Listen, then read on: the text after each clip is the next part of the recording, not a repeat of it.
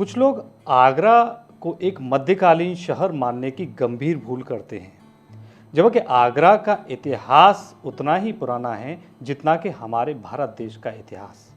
फतेहपुर सीकरी और उसके आसपास के गांव में प्रागैतिहासिककालीन गुफाओं की खोज की जा चुकी है। यहाँ आदि मानव द्वारा बनाए गए भित्ति चित्रों को आज भी एक अच्छी कंडीशन में देखा जा सकता है। आगरा में पवित्र यमुना नदी के किनारे प्राचीन काल में भारत देश के महान तेजस्वी ऋषि मुनियों ने साधना की। आगरा का ही यह यमुना किनारा ऋषि मुनियों की एक साधना स्थली रहा है। इसके साथ साथ आगरा रामायण और महाभारत से जुड़ी हुई कई महत्वपूर्ण घटनाओं का साक्षी भी रहा है। आज हम आपको आगरा के एक ऐसे स्थल के बारे में बताने जा रहे हैं जिसे आपने आज से पहले शायद ही देखा होगा, लेकिन इसका अतीत अत्यंत ही गौरवशाली है। दरअसल हम आज बात कर रहे हैं आगरा में यमुना के किनारे स्थित पश्चिमानी धाम की, जहां पांडवों ने की थी 12 वर्ष कठोर तपस्या। मान्यताओं के अनुसार यहां पांडवों से जुड़े हुए कई महत्वपूर्ण साक्ष्य और अवशेष आज भी मौजूद हैं। आज भी पांडवों के आज व्यवसायिक कुछ जगह है जिसमें कि आज भी पश्चिमानी पर देखने को मिलता है। साथ ही इसी पश्चिमानी धाम पर अतीत में च्यवन ऋषि ने भी की थी कठोर साधना और प्राप्त किया था पुनः यौवन। तो आइए चलते हैं इस बेहद ही महत्वपूर्ण स्थल की यात्रा पर। आगरा मथुरा बाईपास पर स्थित रुणकता से यमुना की ओर जाने वाली सड़क पर गांव के हरे भरे प्राकृतिक रास्तों से होते हुए लगभग 10 किलोमीटर चलकर इस आध्यात्मिक स्थल पश्चिमानी धाम पर पहुंचते हैं। शहर की भीड़ भाड़ और शोरगुल से दूर इस स्थल पर पहुंचकर वाकई एक अद्भुत अलौकिक शांति का अनुभव होता है। यह एक ऐसा अलौकिक स्थल है जहां यमुना जी अपने स्वाभाविक प्रवाह के बिल्कुल विपरीत वापस पश्चिम दिशा में बहने लगती है, इसलिए इस स्थल का नाम पश्चिमानी पड़ा है। पांडवों की तपोस्थली है पश्चिमानी धाम।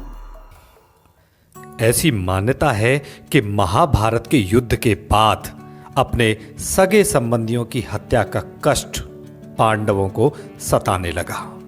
उन्होंने भगवान श्री कृष्ण से विनती की कि हे प्रभु, अपने धर्म का पालन करते हुए हमसे अपने ही कुल के लोगों की हत्या का पाप हुआ है। आखिर हमारे इस पाप का प्रायश्चित कैसे होगा?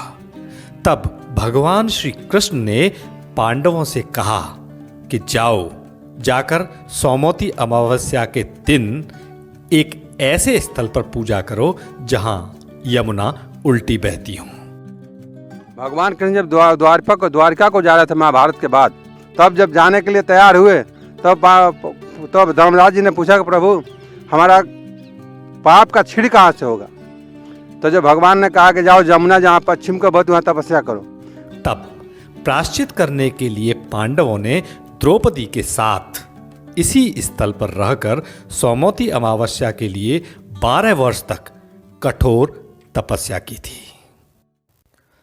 जब क्रोधित होकर युधिष्ठिर ने सौमोती को दिया श्राप। 12 साल तपस्या करने के बाद यमुना सौमोती नहीं पड़ी, तब सौमोती को धर्मराज जी ने श्राप देकर चले जाओ, साल में 3 बार पड़ेगी। तो वही आज 2 बार 3 बार सौमोती पड़ रही है। उन्हीं का श्राप लगा हुआ है। आज भी सौमोती अमावस्या के दिन इस स्थल पर पूजा का विशेष महत्व है। सौमोती के मेला के दिन कम से कम 20,000 की भीड़ होती है।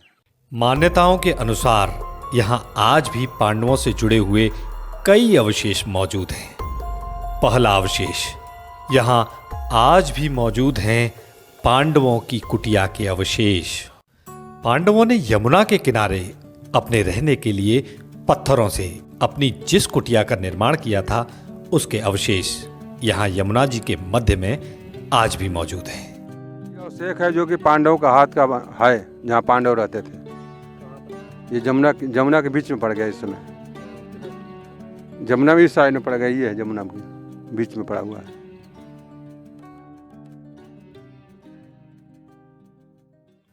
यही है अक्षय पात्र। धर्मराज युधिष्ठिर को सूर्य भगवान ने उनकी तपस्या से प्रसन्न होकर उन्हें तांबे का चमत्कारी अक्षय पात्र दिया था, जिससे प्राप्त होने वाली भोजन सामग्री कभी समाप्त नहीं होती थी। जो पांडवों के सूर्य भगवान ने दिया हुआ था अक्षय पात्र, आज भी उसी में है। जो जमुना के किनारे जो अवशेष बना हुआ है ना, जो कुटिया थी, वहाँ एक कुआं था, कुआं में नीचे बीच में पड़ा हुआ है। दूसरा अवशेष यहाँ आज भी मौजूद है, पांडवों द्वारा स्थापित प्राचीन शिवलिंग। ये शिवलिंग पांडवों का हाथ से बना हुआ है। इसमें छीनी हथौड़ी से काट कर धीरे धीरे बनाया गया है। भीम ने बनाया होगा इसको, क्योंकि छीनी का आज भी चित्र दिखता है उस पर।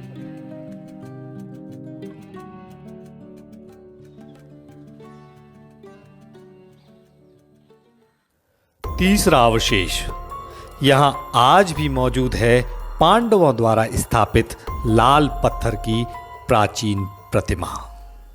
पांडवों का अवशेष है जिसमें कि 6 बना हुआ है। इसमें 4 तो सामने दिख रहे हैं, 2 छोटे छोटे ऊपर लगे हुए हैं, जो कि फोटो में दिख रहा होगा। उसी समय का है ये। च्यवन ऋषि की तपोस्थली भी है यह पश्चिमानी धाम। धार्मिक मान्यताओं के अनुसार यह पश्चिमानी धाम पांडवों से बहुत पहले च्यवन ऋषि की भी साधना स्थली रहा है। हमारे भारत में 2 ऋषि उत्पन्न हुए, वाल्मीकि और चमन, जिनको दीमक ने ढक लिया था। वाल्मीकि जी का आश्रम बिठूर घाट पर गंगा के किनारे कानपुर में, और चमन ऋषि का आश्रम आगरा जिला के दक्षिणी तट पर, जहाँ जमुना पश्चिम का बहती है, पश्चिमानी धाम पर।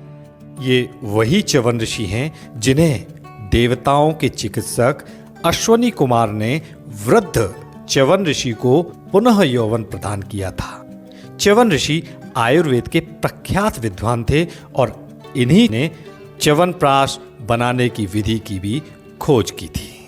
यहाँ इस आश्रम में च्यवन ऋषि की एक प्रतिमा भी स्थापित की गई है। शांत सुरम्य इस स्थल पर एक गौशाला भी बनी हुई है, जहां गायों की सेवा की जाती है।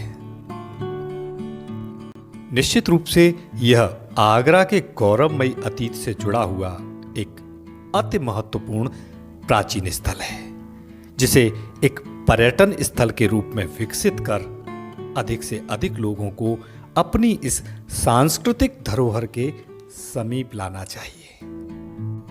आप सभी से अनुरोध है कि ऐसे रोचक जानकारीपूर्ण वीडियो के लिए इस चैनल हमारा इंडिया को अभी सब्सक्राइब कर बेल आइकन बटन को अवश्य दबा दें।